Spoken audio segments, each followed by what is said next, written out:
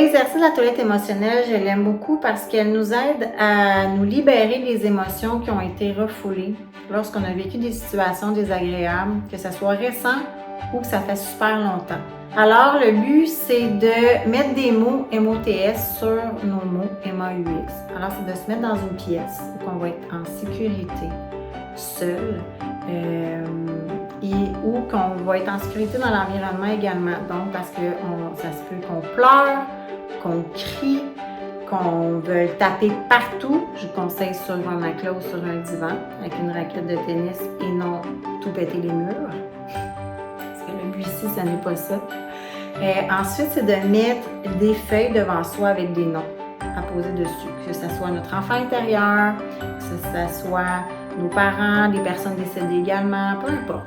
Toutes les personnes qui sont concernées dans la situation désagréable doivent être indiquées sur les feuilles.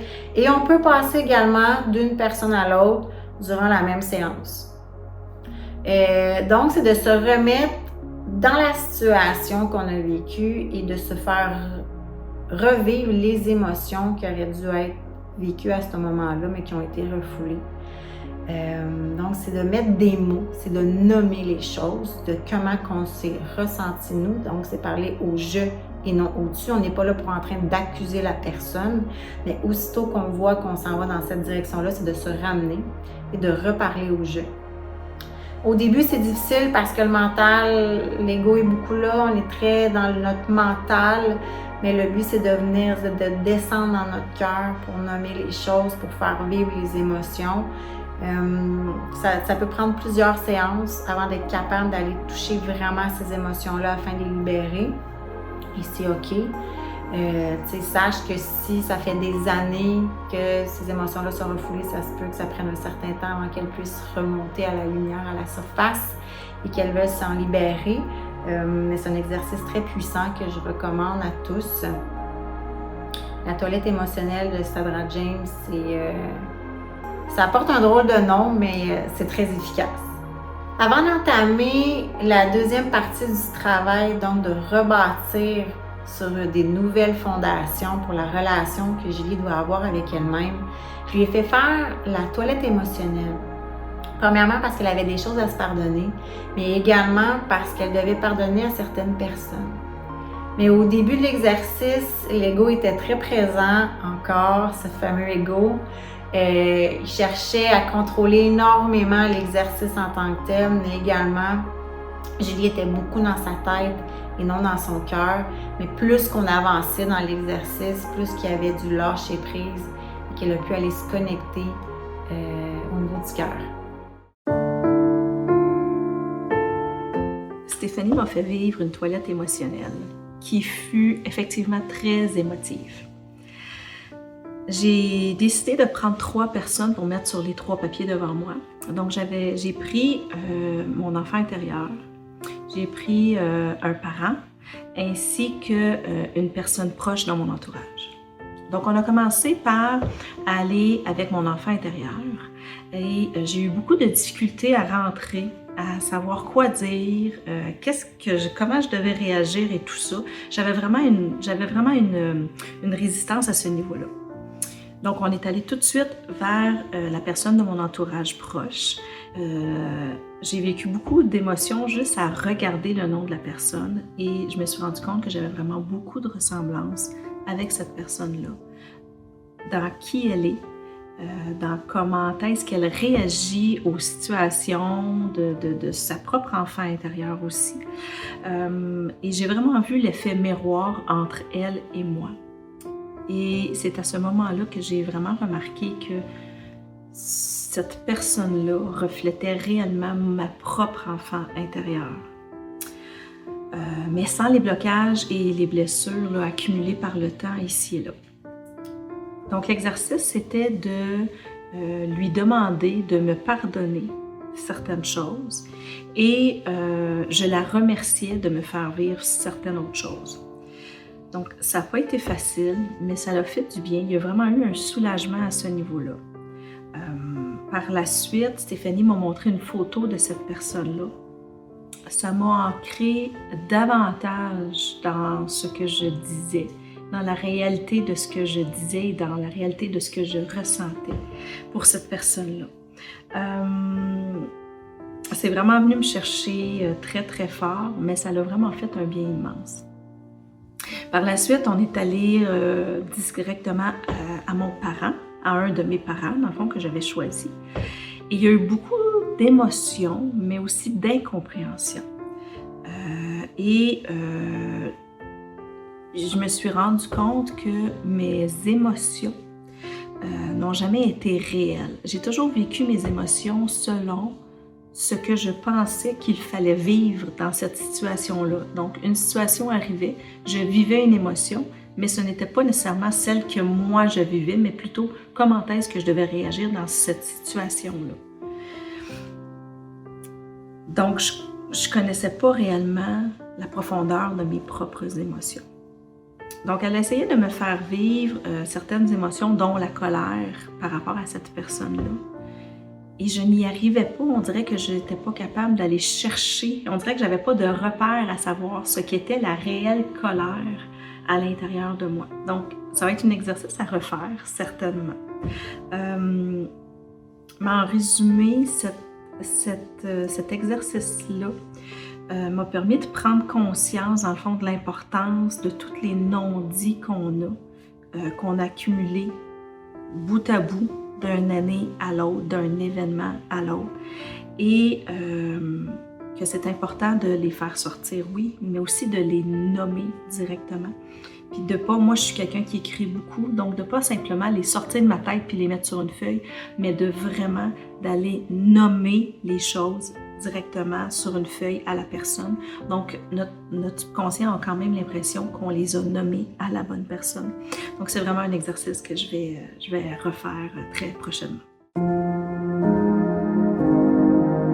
On est dans la 3e semaine avec Julie chez Espace Mawai. Donc, Julie, on fait une petite récap ensemble? Oui, certainement. Super. Donc, on a commencé à faire l'hydrat facial pour justement faire un grand nettoyage, enlever les peaux mortes, les points noirs aussi, les enlever, et aussi pour assurer une meilleure absorption de tous les ingrédients actifs de ta routine beauté.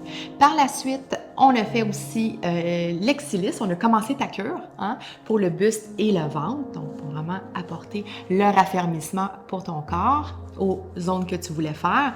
Après ça, on a fait les varicosités pour les jambes. On n'en avait pas beaucoup, mais on a été quand même capable d'en avoir quelques-unes. Probablement aussi, on va avoir à faire des petites retouches sur la semaine prochaine ou l'autre. Et là, aujourd'hui, c'est un nouveau soin, un nouveau service, photorajeunissement avec le laser. Donc, on va vraiment aider au niveau des taches, des rougeurs, le raffermissement aussi au niveau du visage. On va vraiment activer aussi le collagène. Et puis, voilà pour assurer une meilleure uniformisation de son teint. Mélanie t'attend en cabine. Es-tu prête? Parfait, je suis prête. Allons-y. Là, puis je vois là, les petits capillaires dilatés. Tu en as beaucoup qui sont proches de la vallée des larmes. Donc ça, c'est la cerne ici, sur le haut de la pommette. Donc ça s'appelle la vallée des larmes. Ça veut dire qu'il y a beaucoup de rétention d'eau dans cette région-là. Okay. Donc ça va peut-être enfler un petit peu. Lève la tête. Ça passe jusque-là. OK, oui. Ben oui, ils sont... Donc, 1, 2, 3.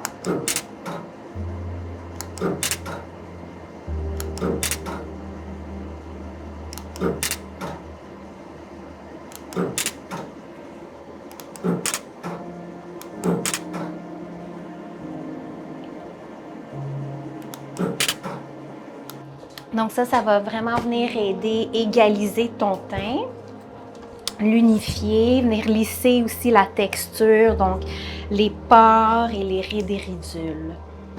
Et qu'est-ce qu'elle fait, la machine en tant que telle? Côté sensation, c'est une chaleur. 1, 2, 3. Ah, excusez. On va attendre comme un petit 3 secondes. Oh ouais, comme je te disais, c'est bien toasty.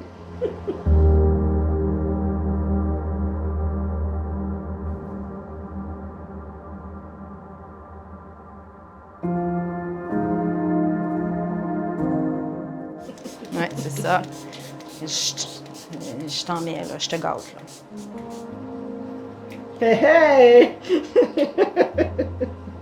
Le survécu. Oui. Ma sensation en ce moment, c'est j'ai l'impression que j'ai plein de petits trous partout. Des trous. Des petits trous partout. Là. Tout ça, écran solaire, bien hydrater la peau durant les prochains jours. Skip ton rétinol pour cette semaine, OK? Ouais. De toute façon, je pense qu'on se voit pour un autre hydrafacial la semaine prochaine, dans 7 jours. T'es juste un petit peu rouge en ce moment, t'as même pas enflé. Je le vois déjà que ta peau, elle a comme fait un effet lissant, là, un effet tenseur.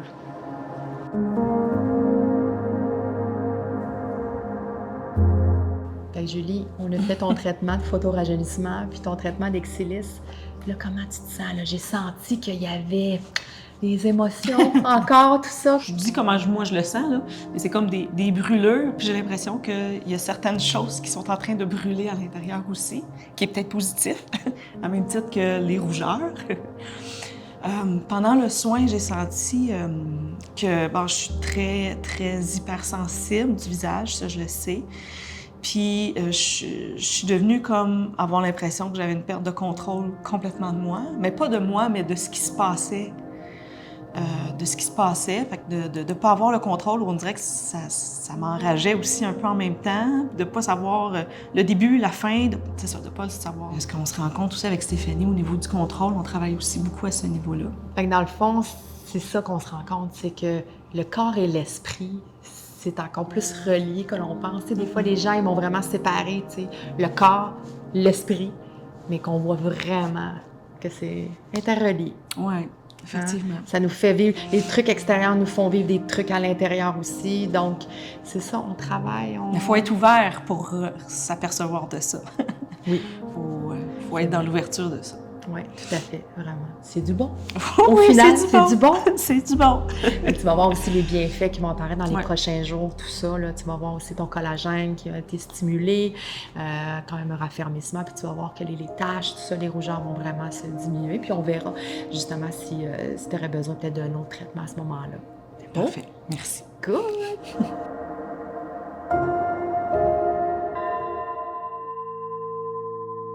Dans la deuxième partie avec Julie, on va travailler vraiment sur la nouvelle relation qu'elle veut avoir. Là, on a parlé de qui elle était et qu'est-ce qu'elle vivait comme relation avec elle-même actuellement. Maintenant, on est rendu qui qu'elle veut devenir, quelle relation qu'elle veut avoir avec elle-même. Donc, on va aller reconstruire une fondation beaucoup plus solide et basée sur du vrai.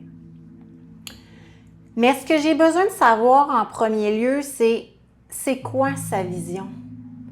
Julie va devoir avoir une vision très claire de ce qu'elle veut, même si une de ses stratégies d'évitement, c'est mettre le focus sur les autres. Même si une de ses croyances limitantes, c'est « je suis pas importante », et même si une de ses peurs, c'est « je veux pas me voir », elle va devoir passer à travers tout ça pour réussir à avoir une vision claire de ce qu'elle veut. Parce que sans vision claire de ce qu'elle veut, ça va être très difficile pour elle de changer sa relation avec elle-même qu'elle a actuellement. Et à mon avis, quand on n'a pas de vision claire de ce qu'on veut, et ça dans tous les domaines de la vie, ça avance pas bien, là, ou ça avance à l'aveuglette, on est sur le pilote automatique, on est en mode survie et non en mode de création de notre vie qu'on veut vraiment avoir. Et pour moi, c'est un beau gâchis de la vie, là. Je te donne l'exemple, l'analogie plutôt du GPS. Quand tu embarques dans ta voiture, tu vas aller dans une destination, mais tu ne sais pas où tu vas, tu as besoin d'avoir un point de départ qui est clairement où tu es en ce moment et avoir un point d'arrivée où tu veux t'en aller. Comme ça, quand tu vas avoir rentré les deux données, le GPS va pouvoir te dire « OK, voici les chemins possibles ». Et entre les deux, tu fais juste suivre qu'est-ce qu'il va dire, tu tournes à gauche, tu tournes à droite et peu importe. C'est la même chose dans notre vie et dans tous les domaines de la vie, je le répète. Donc, au départ, tu as besoin de savoir de où que je pars. C'est qu'est-ce qu'on a fait avec Julie en premier. Parce que moi, je veux savoir c'était quoi ses comportements, ses résistances, ses traits de personnalité, ses stratégies d'évitement, peu importe de où qu'elle part, qui elle est en ce moment, qui a fait en sorte que c'est cette relation-là qu'elle a avec elle-même. Mais là, j'ai besoin de savoir c'est quoi son point d'arrivée, c'est quoi sa vision, pour qu'on puisse savoir c'est quoi le chemin qui peut être tracé. Mais c'est super important de ne pas rester attaché à cette vision-là, parce qu'on ne connaît pas. On peut avoir une vision, garder le focus et rester en alignement et tout ça, mais ne pas s'attacher aux résultats. Parce que quand on s'attache aux résultats possibles, bien, ça fait en sorte qu'on est limité sur toutes les possibilités. Parce que les possibilités sont infinies. Donc, avec Julie, ce qu'on va faire, c'est que, OK, ça c'est ma vision. Mais après ça, elle va devoir devenir la personne qui va être capable d'atteindre cette vision-là parce qu'actuellement, qui elle est en ce moment, à la fréquence énergétique qu'elle vibre, ce n'est pas du tout la même que la vision qu'elle désire. C'est pas à la même fréquence énergétique, il n'y a pas un match énergétique en ce moment. Elle ne peut pas avoir quelque chose d'imaginé, de basé, vu dans le futur en étant qui elle est en ce moment. Donc, on sait qui elle est en ce moment. On va aller déterminer la vision claire et ensuite, on va passer à la prochaine étape. Stéphanie m'a demandé d'avoir une vision claire de qui j'étais et de qui je voulais devenir. Pour vrai, ça a été vraiment difficile. Ça a été vraiment difficile parce que j'ai toujours mis le focus sur les autres. Donc, parce que je me trouvais pas importante, puis je trouvais pas ça important de me voir non plus. Donc, elle me demande, dans le fond, d'où je pars. Mais là, je parle de la fille qui a peur de se faire voir, qui a peur de se voir. Je pars de celle qui a toujours donné aux autres en pensant que le bien-être des autres, en pensant que la réussite des autres allait la faire grandir elle-même. Je pars de celle qui n'est pas, qui a la croyance, qui avait la fausse croyance qu'on est pour aider les gens. Qui avait aussi la fausse croyance que d'être égoïste dans la vie, ben c'est une des pires valeurs, donc de tout donner aux autres. Je parle de la fille qui était éteinte intérieurement, qui ne sait pas où elle s'en va, qui ne sait pas quoi faire de plus, puis qui pense qu'il n'y a pas de place pour elle. Je parle dans le fond de la fille qui sent qu'elle a toujours pas assez ou parfois qui donne trop.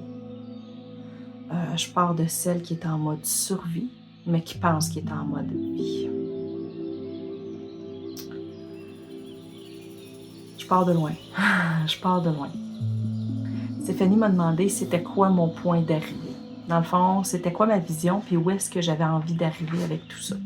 Mais dans le fond, l'endroit où j'ai envie d'arriver, c'est d'être la personne qui a une confiance en elle, inébranlable, et que tout ce qu'elle fait, elle sait que c'est juste et bon. Elle sait qu'elle est alignée avec ses désirs parce que maintenant, elle en a des désirs. Le point d'arrivée, c'est d'assumer qui elle est dans sa féminité, dans sa spiritualité, dans son ensemble de son œuvre, d'assumer qui elle est. C'est aussi d'être en équilibre avec toutes ces polarités. Mon point d'arrivée, c'est de voir enfin que je me vois puis que je m'aime inconditionnellement. C'est de reconnaître mes blessures, les observer, les ressentir, les réconforter, puis les affronter pour mieux avancer. Mon point d'arrivée, c'est aussi de ne pas mettre le focus sur les peurs, mais plutôt de voir que c'est un défi que ça apporte et que ça fait partie de mes évolutions. Mon point d'arrivée, c'est de voir l'être de puissance qui se cache à l'intérieur, qui est peut-être caché derrière le corps physique. Donc, c'est ça mon point d'arrivée. C'est d'arriver à me voir comme je suis réellement à l'intérieur, de l'incarner et d'agir toutes les secondes selon qui je suis réellement. Julie a déterminé sa vision. Elle a une vision un peu plus claire de ce qu'elle veut avoir dans sa relation avec elle-même. Et là, j'ai voulu la faire rêver un peu. Donc, je lui ai demandé qu'est-ce que tu désires avoir dans ta relation avec toi-même. Et ça te permettrait d'être quoi? Même si le mot désir vient créer une résistance à l'intérieur de Julie, même si Julie ne croit pas qu'elle peut désirer et avoir ce qu'elle désire parce qu'une de ses croyances, c'est que je ne suis pas méritante, elle va devoir fracasser ce plafond-là pour réussir à oser rêver, mais surtout à les réaliser. Parce que pour un être humain, rêver et désirer, c'est hyper important. Parce que c'est une des façons du corps émotionnel d'être nourri. Parce que tout comme le corps physique, le corps émotionnel et le corps mental ont besoin de nourriture. Et en plus, les désirs sont liés à notre enfant intérieur. C'est cette partie-là en nous qu'elle sait ce qu'elle veut et ce qu'elle a besoin. Mais si on étouffe constamment ce qu'on désire, si on étouffe constamment nos rêves, on étouffe également cet enfant-là à l'intérieur de soi. Puis on se ferme tranquillement, peu à peu, dans notre énergie du désir et de l'abondance. Par contre, oui, c'est important de désirer, de rêver et surtout de les réaliser. Mais il faut s'assurer que nos désirs ne soient pas basés sur nos peurs. Parce qu'au lieu d'obtenir ce que l'on désire, on va alimenter ces peurs-là et ils vont finir par arriver. Donc, c'est vraiment important que nos désirs soient motivés par nos besoins de l'être, de notre moi profond, de notre divinité. Ce qui concerne Julie, je suis pratiquement sûre et certaine qu'elle va réussir à fracasser ce plafond-là pour oser rêver, désirer et que ça soit connecté à sa divinité à l'intérieur de elle. Mais surtout, je suis certaine qu'elle va réaliser tous ses désirs qu'elle veut avoir et faire dans sa relation avec elle-même. Parce qu'au fond, on est tous nés méritants. Il n'y a rien qui a changé. Stéphanie m'a demandé à plusieurs reprises de parler de mes désirs, de nommer mes désirs. Il y avait des gros blocages, des grosses résistances, des gros mécanismes de protection aussi quand on venait à parler de mes désirs. Parce que je trouvais ça, puis je trouve encore difficile de me projeter dans l'avenir, de me voir puis de me mettre au premier plan. Un petit peu. Tu sais, c'est comme de me prioriser en même temps. Puis, c'est comme si les désirs, je les avais mis de côté parce que, par expérience, dans le passé, à chaque fois que je planifiais des choses, tout faisait en sorte que ça ne puisse se produire. Donc, j'ai comme appris que de ne pas planifier les choses, finalement, parce que ça finit toujours par changer. Donc, en n'ayant pas d'attente, je n'étais pas déçue. Donc, en n'ayant pas d'attente, je n'étais pas déçue. Sauf qu'en n'ayant pas d'attente, je n'ai pas de désir et je n'ai pas de rêve. C'est ce qui a été gros à travailler à ce niveau-là. Tu sais, j'en ai des désirs, mais on dirait qu'ils sont inatteignables. On dirait que je me dis, voyons, tu vas-tu vraiment arriver à ça? Tu sais, je manque de confiance en moi à ce niveau-là. Puis je me suis rendu compte aussi que mon estime de moi n'était pas si élevée que ce que je pensais réellement. Elle me demandait, quand je réussis, comment est-ce que je me sens? Je suis contente de réussir, mais en même temps, c'est comme si je n'étais jamais satisfaite du résultat. Fait que j'ai comme jamais la satisfaction d'être pleinement contente d'avoir réussi. Donc, ma réussite, c'est comme si je la vivais malgré tout comme un échec. Elle me posait des questions au niveau du faire et de avoir. Mes désirs dans le faire, pour moi, je trouvais ça plus facile parce que c'était de l'action. Faire telle chose, faire telle chose, faire telle chose, faire telle chose. C'était comme des actions. Puis pour moi, je trouvais ça comme plus facile. Quand elle me questionnait au niveau de avoir, mes désirs dans l'avoir, je trouvais ça beaucoup... Et quand elle me questionnait au niveau de mes désirs dans l'avoir, ben sincèrement, pour vrai, j'étais pas capable de rien voir. Je trouvais ça vraiment difficile. Parce que dans l'avoir, j'ai l'impression que c'était du matériel. Sinon, c'était d'être quelque chose, d'avoir quelque chose. Et je trouvais ça même narcissique. Donc, c'est un mot qui est souvent revenu dans le travail avec Stéphanie au niveau du narcissique, puis de devoir se passer en premier. Quand je voyais une réussite, pour moi, ben j'abandonnais avant. J'abandonnais avant même d'arriver à la réussite. Comme pour me prouver que ben j'y arriverais pas. Parce que de toute façon, ben ça n'arrive pas à moi, ça. Mais par contre, quand j'arrivais face à une réussite, face à une porte fermée, mais c'était pas pour moi, c'était pour quelqu'un d'autre ou pour mon ancienne compagnie. Là, à ce moment-là, j'étais capable de faire des levées de fonds, j'étais capable d'aller contacter des fondations, de faire plein de démarches. Mais quand c'était pour moi, ben je mettais pas nécessairement les efforts pour. Donc, je pensais mettre les efforts, mais le travail fait avec Stéphanie m'a montré que non, je ne faisais pas les efforts dès que ça ne me concernait que moi. Bon, bien aujourd'hui, c'est la journée des encombrements pour la maison de Julie. Je vais te faire un bon massage, donc ça, je dis je. Donc, c'est moi qui te fais aujourd'hui. Oh ouais! La surprise! Je l'avais pas dit. Mais moi, j'ai besoin de savoir qui elle veut être, qui elle doit devenir pour être capable d'arriver à sa vision.